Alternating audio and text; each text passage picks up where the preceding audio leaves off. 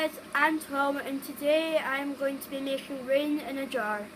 Here's the jar and I have covered the top of it with tin foil and now I am boiling the kettle.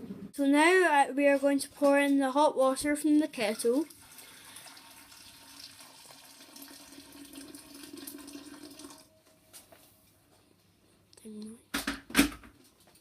And we're going to place the tin foil back on top.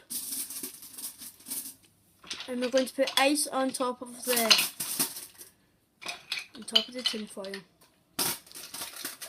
So what should happen now is the water vapour from the hot water will travel up and touch the under layer of the tin foil, and when the hot reaches the cold it should turn back into rain.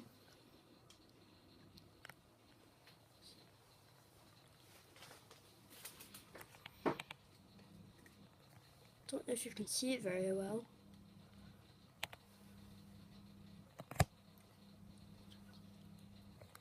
So now all the hot vapour is falling, and as you can see by the side of the jar, all the water is plopping back down.